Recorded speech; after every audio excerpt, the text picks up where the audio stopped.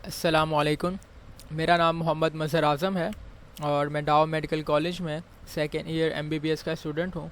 आज जो हमने टॉपिक कवर करना है दैट इज़ रिस्पायरेटरी पिगमेंट्स। के रिस्पायरेटरी पिगमेंट्स होते क्या हैं और उनका रोल क्या है, उनका काम क्या है। ये देखो, रिस्पायरेटरी पिगमेंट जो होते हैं ना, कलर्ड मॉलिक्यूल होते हैं। क्या होते हैं? कलर वाले। तो these are coloured molecule. Respiratory pigment are the coloured molecule जो क्या करते हैं, ऑक्सीजन को कैरी करते हैं, ऑक्सीजन की ट्रांसपोर्ट में काम आते हैं। तो कलर्ड मॉलिक्यूल होते हैं या जो ऑक्सीजन को कैरी करते हैं, ऑक्सीजन की ट्रांसपोर्ट में काम आते हैं। और जो रिस्पायरेटरी पिगमेंट होता है, हम इसको ऐसे भी कह सकते हैं कि यार ये एक ऐसा मॉलिक्यूल है जो विच increases the oxygen carrying capacity of a blood.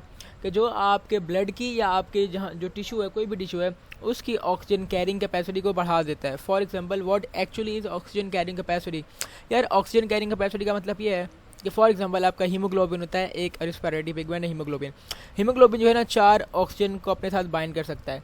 ये जो एबिलिटी है ना हीमोग्लोबिन की, या फिर कितने ऑक्सीजन के मॉलिक्यूल या कितनी ऑक्सीजन आपका हीमोग्लोबिन अपने साथ बाइंड कर सकता है, इसको कहते हैं oxygen carrying capacity of blood. क्या? कितना ऑक्सीजन या कितनी अमाउंट ऑफ ऑक्सीजन आपका हीमोग्लोबिन अपने साथ बाइंड कर सकता है, इसको कहते हैं oxygen carrying capacity of a blood and tissues. For example, आपका हीमोग्लोबिन है और मायोग्लोबिन, ये दोनों रिस्पायरेटरी पिगमेंट है। हीमोग्लोबिन जो होता है वो आपके ब्लड में पाया जाता है नॉर्मली, और ये क्या करता है, आपकी ऑक्सीजन को और कार्बन डाइऑक्साइड की ट्रांसपोर्ट में बहुत इंपॉर्टेंट रोल प्ले करता है। खास तौर पे ऑक्सीजन की ट्रांसपोर्ट में इसका ज़्यादा रोल है, ठीक है, और CO2 की ट्रांसपोर्ट में इसका 20% रोल है।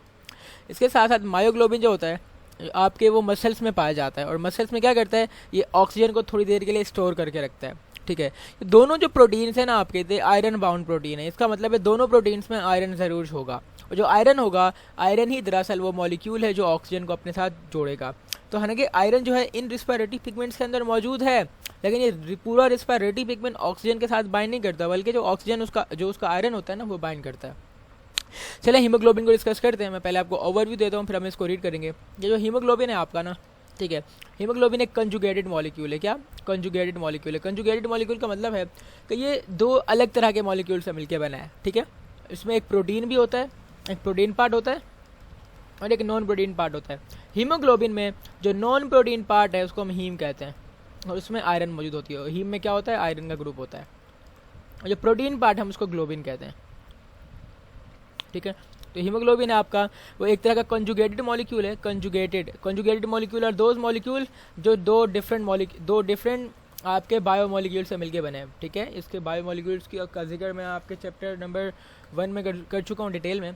तो बायो मॉलिक्यूल, जिस तरह प्रोटीन एक बायो मॉलिक्यूल है और एक नॉन प्रोटीन पार्ट कोई भी हो सकता है। इसमें जो प्रोटीन पार्ट होता है हीमोग्लोबिन में, वो होता है globin. Globin is the protein part, ये एमसीक्यूज में पूछते हैं। और heme is the non protein part, और हीम के साथ ही तो आयरन लगा होता है, और जो आयरन है वो एक ऑक्सीजन को बाइंड करता है, ठीक है। जो आपका हीमोग्लोबिन है ना, वो आपके 4 चेन से मिलके बना है। हीमोग्लोबिन जो है वो 4 पॉलीपेप्टाइड चेन से मिलके बना है, या 2 pair of polypeptide chain. 2 pair कह लो, या एक पेयर में 2 होती हैं, 2 पेयर में कितनी होंगी? 4। तो 4 पॉलीपेप्टाइड चेन कह लो या 2 पेयर ऑफ पॉलीपेप्टाइड चेन कह लो, एक ही बात है। ये 4 पॉलीपेप्टाइड चेन होती हैं। हर एक चेन में एक हीम ग्रुप होता है। हर एक चेन में एक हीम ग्रुप होगा। तो हर हीम ग्रुप के साथ एक आयरन होगा, और हर एक आयरन एक ऑक्सीजन के साथ बाइंड करेगा।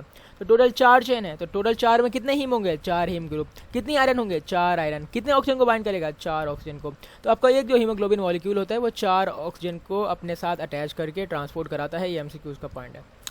जहाँ पर ऑक्सीजन ज़्यादा होगी, फॉर एग्जांपल एल्वेलाई के अंदर ऑक्सीजन का पार्शियल प्रेशर ज़्यादा होता है, तो हीमोग्लोबिन वहाँ से ऑक्सीजन को अपने साथ अटैच करके ऑक्सी हीमोग्लोबिन बना लेता है। जो ऑक्सी हीमोग्लोबिन होता है वो अपने साथ ऑक्सीजन को कंबाइन तो कर रहा है, बट परमानेंटली नहीं कर रहा होता। इसलिए कहते हैं ये रिवर्सिबली कंबाइन करता है, यानी कि ये रिएक्शन है दोबारा रिवर्स हो सकता है। जो हीमोग्लोबिन है जो ऑक्सीजन के साथ मिलता है और बना देता है ऑक्सी हीमोग्लोबिन, ये एक एंजाइम की मौजूदगी में होता है। इसको हम कहते हैं कार्बोनिक एनहाइड्रेट। इसका जिक्र मैं पहले कर चुका हूँ आपकी ऑक्सीजन ट्रांसपोर्ट और CO2 के ट्रांसपोर्ट में, ठीक है। तो जो ऑक्सी हीमोग्लोबिन है ये टेम्पररी कंपाउंड है, जो दोबारा टूट के डिसोसिएट होकर दोबारा ऑक्सीजन को रिलीज़ कर लेगा, और ये जो ऑक्सीजन है आपकी टिश्यू में चली जाएगी। यानी कि ऑक्सीजन आपके हीमोग्लोबिन के साथ उस वक्त बाइंड रहती है जब तक आपका ऑक्सीजन दूसरी जगह पर ज़्यादा हो, ब्लड में कम हो। लेकिन जब आप ये सिचुएशन कहाँ होती है कि जब बाहर ज़्यादा हो और आपके ब्लड में कम हो, ये सिचुएशन होती है आपके लंग्स में, जहाँ पर एल्वेलाई के अंदर आपका ऑक्सीजन ज़्यादा होता है और आपका जो ब्लड है उसके अंदर आपकी ऑक्सीजन का प्रेशर कम होता है। तो वहाँ से ऑक्सीजन निकल के ब्लड में आती है और ब्लड में हीम के साथ कंबाइन कर जाती है, ठीक है। हीम के साथ आपकी ऑक्सीजन कंबाइन करती है, हीम ग्रुप के साथ। ग्लोबिन के साथ आपकी ऑक्सीजन कंबाइन नहीं करती, एमसीक्यू का पार्ट है। हीम के साथ आपकी ऑक्सीजन कंबाइन करती है, ग्लोबिन के साथ आपकी CO2 कंबाइन करती है, ग्लोबिन के साथ आपकी CO2 कंबाइन करती है, हीम के साथ आपकी ऑक्सीजन कंबाइन करती है, आपने याद रखना है, ठीक है। तो हीमोग्लोबिन के दो पार्ट हैं, हीम और नॉन हीम। जो हीम पार्ट है उसके साथ एक आयरन लगा होता है और आयरन के साथ एक ऑक्सीजन। जो नॉन प्रोटीन पार्ट है उसको ग्लोबिन कहते हैं, और ग्लोबिन अपने साथ CO2 को कंबाइन करते हैं, ठीक है। जब ग्लोबिन अपने साथ CO2 को कंबाइन करता है तो वो carboxy globin like carboxy haemoglobin बना लेता है, या कार्ब अमाइनो हीमोग्लोबिन कह लो, एक ही बात है, ठीक है। ये हमने कार्बन डाइऑक्साइड की ट्रांसपोर्ट में पढ़ा है, आप मेरी इससे पहले वाली वीडियो ज़रूर देखें, फॉर CO2 ट्रांसपोर्ट, जो बहुत इंपॉर्टेंट है, ठीक है।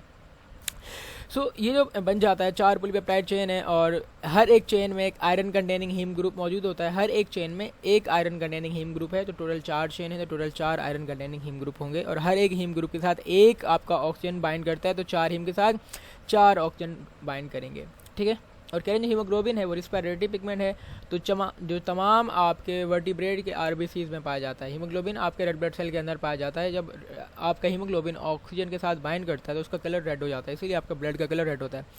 लेकिन जब आपका ऑक्सीजन हट जाए वहाँ से तो आपका कलर थोड़ा मैरून टाइप हो जाता है, डीऑक्सीजनेटेड ब्लड का कलर मैरून टाइप होता है, ठीक है। और जो हीमोग्लोबिन होता है फिर टिश्यूज़ में, तो लाइक आपके लंग के अलावा कोई अगर दूसरा टिश्यू है वहाँ पर हीमोग्लोबिन अपने अंदर से अपने साथ जो इसका ऑक्सीजन चिपका हुआ है उसको निकाल के दे देता है टिश्यू को, और टिश्यू से CO2 ले लेता है, फिर ये CO2 लेके जाता है लंग्स तक। तो हीमोग्लोबिन लंग से ऑक्सीजन लेके आता है टिश्यू तक, और टिश्यू से CO2 लेके जाता है लंग्स तक, ये भी आपने याद रखना है फॉर एमसीक्यूज़। मायोग्लोबिन जो है वो एक चेन से मिलके बनता है, single chain of globular protein, और आपका जो हीमोग्लोबिन था वो आपकी 4 चेन से मिलके बना था, और ये मायोग्लोबिन आपकी single chain of globular protein से मिलके बनता है, ठीक है। और जो मायोग्लोबिन होता है स्मॉलर होता है आपके हीमोग्लोबिन से, स्मॉलर होता है, और ये मसल्स के अंदर पाया जाता है। जब मसल्स के अंदर पाया जाता है इसीलिए आपके मसल्स के का जो गोश्त होता है, लाइक आपका मीट जो होता है उसका कलर रेड होता है, बिकॉज उसके अंदर मायोग्लोबिन होता है, और मायोग्लोबिन की वजह से एक पिगमेंट है जिसका कलर रेड होता है, तो आपके मीट का कलर भी रेड हो जाता है। और ये ऑक्सीजन के साथ ज़्यादा टाइटली बाउंड करता है। तो होता क्या है, जब आपका हीमोग्लोबिन है ना टिश्यू में अपनी ऑक्सीजन रिलीज़ करेगा, तो अगर वो टिश्यू मसल होगा तो वो ऑक्सीजन आपके मसल में मायोग्लोबिन के साथ जाके बाइंड कर जाएगी, और जब आपके मसल में ऑक्सीजन की कमी हो जाएगी ना बहुत ज़्यादा, तब जाकर मायोग्लोबिन अपना ऑक्सीजन निकालेगा। तो हीमोग्लोबिन तो बहुत आसानी से निकाल देगा, लाइक आपका प्रेशर फॉर एग्जांपल 40 है, और आपका हीमोग्लोबिन ना 40 पार्शियल प्रेशर पे अपने अंदर से ऑक्सीजन निकाल के मसल को दे देगा। ये ऑक्सीजन आपके मायोग्लोबिन के साथ बाइंड कर जाएगा, और जब वहाँ पर उस टिश्यू में ऑक्सीजन बहुत कम हो जाएगी, इतनी कम हो जाएगी कि प्रेशर ऑक्सीजन का 20 हो जाएगा, 20 वाली जगह पर आपका मायोग्लोबिन ऑक्सीजन रिलीज़ कर देगा। ये मैंने फेडरल की बातें बताई हैं कि जब 40 प्रेशर होता है ना 40, तो हीमोग्लोबिन अपना ऑक्सीजन निकाल देता है, ठीक है। जब 20 होता है तब मायोग्लोबिन तब जाके निकालता है, ठीक है। तो जब आपके मसल में ऑक्सीजन की बहुत ज़्यादा कमी हो जाती है तो मायोग्लोबिन के साथ जो ऑक्सीजन स्टोर था वो निकल के आपके मसल में चला जाता है, ठीक है। मायोग्लोबिन में भी हीम ग्रुप होता है जिसके साथ आयरन लगा होता है, और वो आपका ऑक्सीजन के साथ बाइंड करता है, और ये एक चेन है तो एक चेन में एक हीम ग्रुप होगा, इसीलिए मायोग्लोबिन एक ऑक्सीजन के मॉलिक्यूल के साथ कंबाइन कर सकता है। तो ये था हमारा फॉर इंटर के बच्चे, फर्स्ट ईयर के बच्चे, ठीक है, जिन्होंने MD-CAT का टेस्ट इस साल नहीं देना, ठीक है। जो MD-CAT का टेस्ट देने जा रहे हैं उनके लिए ये बातें भी बहुत ज़रूरी हैं। जो मैंने बात की है सारी बातें मैं इसके अंदर कर चुका हूँ ऑलरेडी, ठीक है, कि ये 4 ग्लोबुलर प्रोटीन चेन्स होती हैं और एक हीम ग्रुप होता है, ये सब कुछ मैंने बता दिया है, ठीक है। अगर और जो हीमोग्लोबिन होता है उसमें 2 अल्फा चेन होती हैं, याद रखना है, और 2 बीटा चेन होती हैं। 2 alpha chain 2 beta chain, total chain कितनी होगी? 4 चेन। टोटल हीम ग्रुप कितने होंगे? 4 हीम ग्रुप। टोटल ऑक्सीजन कितने बाइंड करेगा? 4 ऑक्सीजन के मॉलिक्यूल। ये आपका हीमोग्लोबिन कंप्लीट हो गया फॉर MD-CAT। मायोग्लोबिन की बात करें तो एक पॉलीपेप्टाइड चेन से मिलकर बनता है, और ये चेन होती है, इसके साथ आयरन कंटेनिंग रिंग स्ट्रक्चर होता है, एक आयरन कंटेनिंग रिंग स्ट्रक्चर भी मौजूद होता है। ये मायोग्लोबिन का स्ट्रक्चर है जिसमें एक ही चेन है जो ट्विस्टेड हुई है, ठीक है, और यहाँ पे एक आयरन कंटेनिंग रिंग स्ट्रक्चर भी है। ये किस तरह का रिंग स्ट्रक्चर होता है आप MBBS में जाके पढ़ते हो, अभी आपके स्ट्रक्चर किसी भी बुक में मेंशन नहीं है फॉर यू, तो आपको पढ़ने की ज़रूरत नहीं है।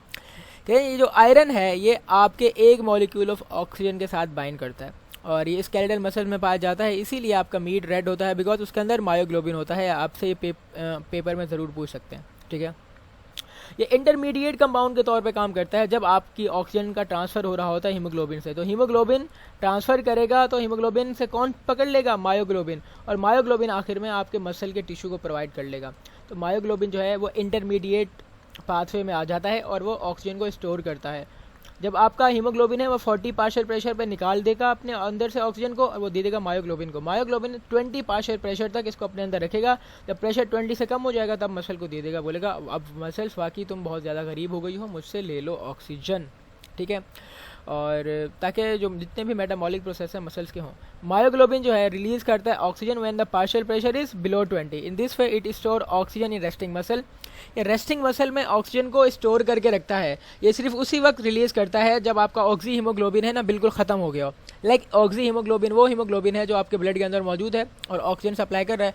अगर उस ऑक्सी हीमोग्लोबिन ख़त्म हो गया है और आपके मसल को अभी भी ऑक्सीजन की ज़रूरत है, तब जाकर आपका कौन सा मायोग्लोबिन अपना ऑक्सीजन रिलीज़ करता है।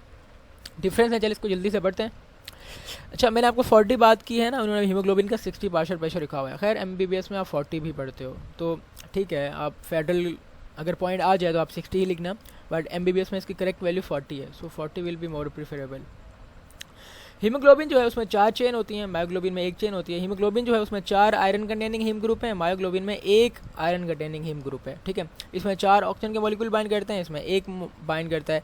ये रेड ब्लड सेल के अंदर होता है हीमोग्लोबिन, मायोग्लोबिन आपके मसल्स में होता है। ये ऑक्सीजन को ट्रांसपोर्ट करता है, मायोग्लोबिन ऑक्सीजन को स्टोर करता है।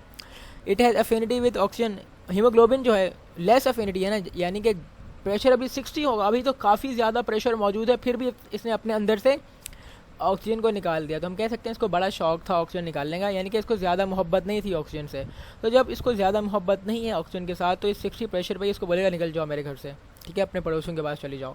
जो मायोग्लोबिन है उसको ज़्यादा मोहब्बत होती है, वो उसको अपने मुश्किल वक्त तक संभाल के रखता है। फॉर एग्जाम्पल एक पर्सन, उसकी सैलरी है 60 के, नहीं बल्कि एक बंदा था, पहले कोई लाइक लाखों कमाता था, अब उसकी सैलरी कम होना शुरू हुई। उसकी सैलरी जब 60 हो गई ना, 60,000, तो उसने कहा अब मैं तुम्हें बर्दाश्त नहीं कर सकता, अब मैं अपने लिए ही काफ़ी हूँ, अपना ख़र्चा मुझे उठाना है, तो एक ऑक्सीजन तुम यहाँ से निकल जाओ। लेकिन मायोग्लोबिन होता है वो ऐसा होता है, वो ज़्यादा वफ़ादार होता है। वो कहता है नहीं, अगर 60 के मेरी रह गई है मैं तब भी तुम्हारे साथ रहूँगा, 40 रह गई है तब भी तुम्हारे साथ रहूँगा, 20 के रह गई है तब भी तुम्हारे साथ रहूँगा। लेकिन जैसे 20 के से कम होना शुरू होती है वो कहता है अब बस हो गई है मेरी, इससे ज़्यादा मैं तुम्हारे साथ नहीं रह सकता, तो वो अपने अंदर से ऑक्सीजन को रिलीज़ कर देगा। लेकिन हीमोग्लोबिन के मुकाबले में इसकी मोहब्बत ज़्यादा है, और मोहब्बत को कहते हैं अफिनिटी। लाइक कितना उसके अंदर लव है to store that thing, to bind with that thing, तो इसको हम कहते हैं, क्या कहते हैं, हम उसको कहते हैं अफिनिटी। तो मायोग्लोबिन की ऑक्सीजन के लिए अफिनिटी ज़्यादा होती है, ये एमसीक्यूज़ का पॉइंट है। हीमोग्लोबिन की अफिनिटी कम होती है, ठीक है। बाकी ये हिकअप्स क्या होते हैं, आपको हिचकियाँ आती हैं। हिचकियाँ इसलिए आती हैं कि आपका जो डायफ्राम होता है वो कॉन्ट्रैक्ट कर रहा होता है और आपका ग्लोटिस क्लोज है। अगर ग्लोटिस क्लोज्ड है और आपका डायफ्राम कॉन्ट्रैक्ट कर रहा है तो आपको हिकअप्स आते हैं, ठीक है। ग्लोटिस क्या होता है, वो लैरिंग्स के ऊपर एक स्ट्रक्चर होता है ग्लोटिस के ऊपर ढक्कन लगा होता है, उसको एपिग्लोटिस कहते हैं। ग्लोटिस जो होता है वो आपके एयर के पाथवे को कंट्रोल कर रहा होता है। आपकी जो कॉन्ट्रैक्शन है डायफ्राम, उसकी वजह से आपको हिकअप्स आते हैं, और जब ग्लोटिस बंद होता है तो इससे आपको एक रिस्पायरेटरी साउंड सुनाई देती है। ये रिफ्लेक्सिव है, ये एक रिफ्लेक्सिव फिनोमेना है, इसका कोई फंक्शन नहीं है, वैसे ही कुछ हिचकियाँ आपको स्टार्ट हो जाती हैं, ठीक है। हिकअप्स में क्या होता है, डायफ्राम कॉन्ट्रैक्ट करता है, डायफ्राम नीचे आ जाता है, तो फिर क्या होता है, एपिग्लोटिस जो होता है वो बंद हो जाता है और कॉजेज अ हिकअप, ठीक है। एपिग्लोटिस बंद हो जाएगा, डायफ्राम कॉन्ट्रैक्ट करेगा, नीचे आ जाएगा, तो आपको हिकअप सुनाई देगा। स्नीजिंग यार एक ऐसा है कि जब आपके आपके फेरिंग्स के अंदर, आपके नाक के अंदर कोई इरिटेंट चला जाता है तो आप बहुत ज़ोर से जान लगा के फोर्सफुल एक्सपायरेशन करते हो, जिसकी वजह से आपको ये आवाज़ देती है, ठीक है। स्नीजिंग जो होती है वो अपर रिस्पायरेटरी पैसेज को क्लियर करती है उस इरिटेंट से। अगर कोई भी इरिटेंट आपका चला गया तो ये आप फोर्सफुली एक्सपायर करोगे, ठीक है। जो deep inspiration is followed by closure of glottis. अगर आप ग्लोटिस को फोर्सफुली खोलोगे, यानी आप जब इंस्पायर करते हो ना, जब आप सांस ले लेते हो तो आपका ग्लोटिस बंद हो जाता है आखिर में। फिर जब बहुत ज़ोर लगा के आप स्नीज़ करते हो तो उसमें क्या होता है, फिर आपका एपिग्लोटिस एकदम से खुल जाता है, और फिर क्या होता है, वो सारा जो उसके अंदर गंद वगैरह था आपके स्नीज़ में वो बाहर निकल जाता है। तो यानी कि जो स्नीजिंग का वाकई काम है वो है आपका जो आपका पैसेज है उसको क्लियर करना। स्नोरिंग यानी कि बंदा नींद में खराटे ले रहा है, इसके बहुत ज़्यादा रीज़न होते हैं। ये रफ़ और रेस्पी नॉइज़ है that can occur when a sleeping person inhale through mouth. जब कोई बंदा अपने मुंह से सांस लेता है, बल्कि नाक से नहीं लेता, अपने मुंह से इनहेल करता है, तो उस वक्त आपको खराटे सुनाई देते हैं। तो उसका मुंह बंद कर दो, बोलो नाक से सांस ले, तो खराटे लेना बंद कर देगा। Noise is made by vibration of soft palate. Soft palate की वाइब्रेशन से स्नोरिंग पैदा होती है, विच में occur as a result of vocal cord vibration. यानी वोकल कॉर्ड्स वाइब्रेट करेंगे, उसकी वजह से आपका सॉफ्ट पैलेट वाइब्रेट करेगा, उसकी वजह से आपको स्नोरिंग सुनाई देगी। ये आपने याद रखना कि वोकल कॉर्ड्स के बाद सॉफ्ट पैलेट, एंड देन आपका आपको स्नोरिंग सुनाई देगी। ठीक है, सो स्टूडेंट्स ये था हमारा टॉपिक जिसमें मैंने हीमोग्लोबिन और मायोग्लोबिन दोनों को डिस्कस किया है, और यही जो पार्ट है इस चैप्टर का ये आपके एमडी 2023 के सिलेबस में शामिल है, और 2024 में शामिल हुआ तो मैं इसे ज़रूर उसकी प्लेलिस्ट में ऐड करूँगा। ठीक है, और तो फिर इंशाल्लाह मिलते हैं नेक्स्ट वीडियो में, और वो जो इंटर के बच्चों के लिए वो वीडियो होगी जिसमें मैं डिस्कस करूँगा कि डिसाइनसिस क्या होते हैं और डिफरेंट जो रिस्पायरेटरी डिसऑर्डर्स हैं वो क्या होते हैं। मैं साइनसिस की बात यहीं कर देता हूँ यार। साइनसिस जो होते हैं ना, आपकी बोन है, स्कल की बोन है, उस स्कल में ना कुछ कैविटीज़ होती हैं, कुछ लाइक कुछ ऐसे एरियाज़ होते हैं जो खाली होते हैं, ऊपर भी बोन नीचे भी बोन, एरिया खाली है, एक तरह से सुराख टाइप एरिया है। ठीक है, डीप कोई गहरी जगह है, उसको साइनसिस कहते हैं। होलो का मतलब होता है सुराख जैसी एयर फिल्ड कैविटीज़, इनके अंदर एयर फिल्ड होती है। तो बोन्स में जो एयर फिल्ड कैविटीज़ हैं उनको साइनसिस कहते हैं। जो कैविटीज़ हैं ये आपके स्कल में पाई जाती हैं, और ये जो होते हैं ना आपके नेज़ल पैसेज वे यानी नाक का जो चैम्बर है उसके साथ कनेक्टेड होती हैं। हमारे 4 साइनसेस हैं। फ्रंटल साइनस आपके फॉरहेड पे होता है। एथमॉइडल साइनस जो है ना यहाँ पे आपकी होती है एथमॉइड बोन, तो एथमॉइड बोन के बिल्कुल डीप में होता है ethmoidal sinus. Frontal sinus forehead पे, ethmoidal sinus deep to ethmoid bone. जो स्फेनॉइडल साइनस होता है it is deep behind ethmoid. Ethmoid के पीछे जो होता है वो आपका स्फेनॉइड होता है। तो ऊपर जो है आपकी एथमॉइड बोन है, उसके नीचे है स्फेनॉइड बोन, स्फेनॉइड। तो उस एथमॉइड के नीचे जो होगा वो आपका स्फेनॉइडल साइनस होगा। एथमॉइड साइनस जो होता है वो बिटवीन द आइज, 2 आइज़ के बीच में यहाँ पर एक साइनस है जिसको हम एथमॉइड साइनस कहते हैं। तो कभी कभी ये होता है कि आपको एक इन्फेक्शन हो जाता है या इन्फ्लेमेशन हो जाती है जिसको हम साइनोसाइटिस कहते हैं, उसकी वजह से आपको सर में दर्द होता है। और ये क्यों होती है इन्फ्लेमेशन? ये डिफरेंट बैक्टीरिया के इन्फेक्शन होते हैं। आपको बहुत सर्दी लग जाए तो सर्दी में भी आपके लाइक सर दर्द हो जाता है। कभी कभी आपको बहुत ज़्यादा नज़ला हो, सही, तो उस नज़ले की सिचुएशन में लाइक जब ज़्यादा म्यूकस बिल्ड हो जाता है आपके नाक कान में, सॉरी आपके नोज़ में, तो फिर क्या होता है कि आपको हो जाता है इन्फ्लेमेशन साइनसिस की, जिसको साइनोसाइटिस कहते हैं, जिसकी वजह से आपको सर दर्द वगैरह भी होता है। फिर इंशाल्लाह मिलते हैं नेक्स्ट वीडियो में, और जिसमें हम दूसरे टॉपिक डिस्कस करेंगे हमारे रिस्पायरेटरी के इन्फेक्शन वगैरह के या रिस्पायरेटरी ट्रैक के डिसऑर्डर के। तब तक के लिए अल्लाह हाफ़िज़।